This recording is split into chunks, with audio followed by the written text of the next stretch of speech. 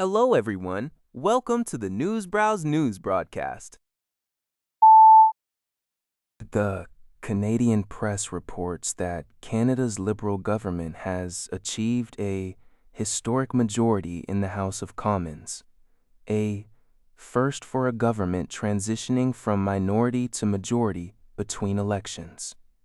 After securing 3 by-election victories on Monday night and gaining 5 opposition MPs who crossed the floor in recent months, Prime Minister Mark Carney's party now holds 174 seats, surpassing the 172 required for a bare-bones majority.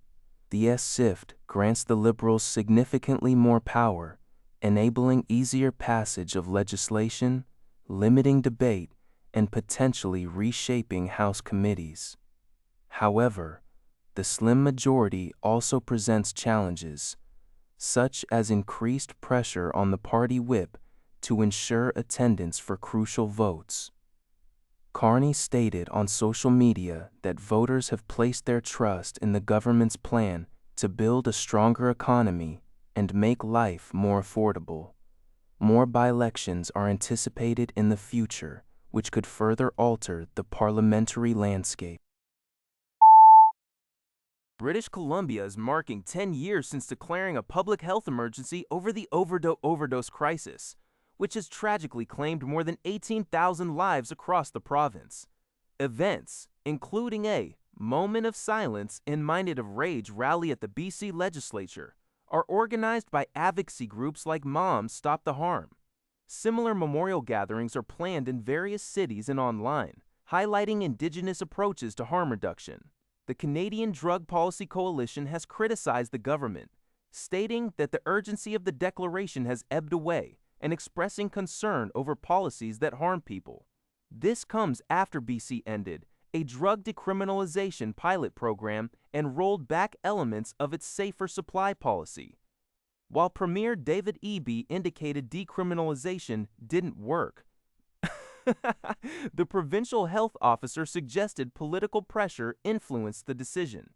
Health Minister Josie Osborne has pledged continued efforts in harm reduction and expanding treatment. In 2025, BC recorded 1,833 overdose deaths, a 21% decrease from 2024, but still nearly 4 times the toll from 2014, according to the Canadian press. The BC United Party, formerly known as the BC Liberals, has been largely out of the public eye for over a year and a half. However, a recent scandal and a fine from Elections BC for dirty tricks during the lead-up to the 2024 provincial election have brought the party back into the spotlight. The party was penalized $4,500 for a campaign of falsehoods targeting the BC Conservatives, including a fake website and mailer. Despite suspending its election campaign and withdrawing all candidates in August 2024, BC United's annual financial report shows it continued to receive over $150,000 in donations throughout 2025.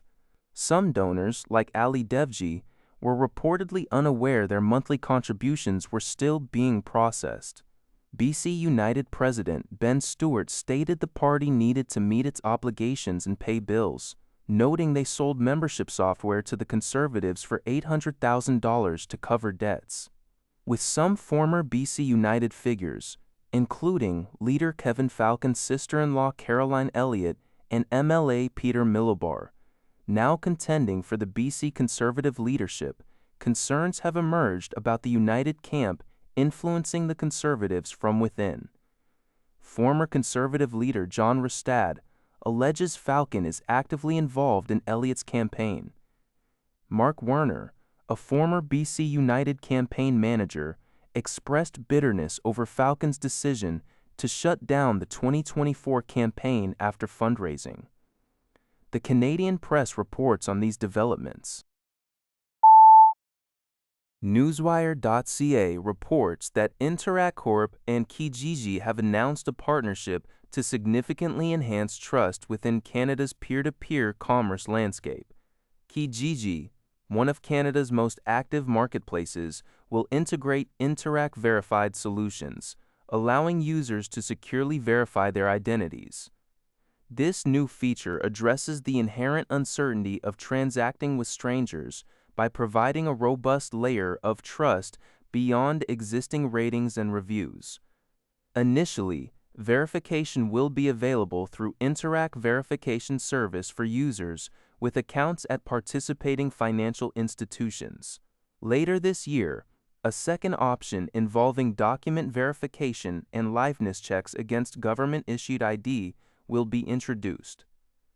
This collaboration aims to empower millions of Canadians to buy and sell with greater confidence, ensuring identity data remains within a Canadian regulatory framework. This initiative sets a new standard for online marketplaces, reducing risk in both high-value and everyday transactions. That's all for this video. Thank you for watching. See you in the next video.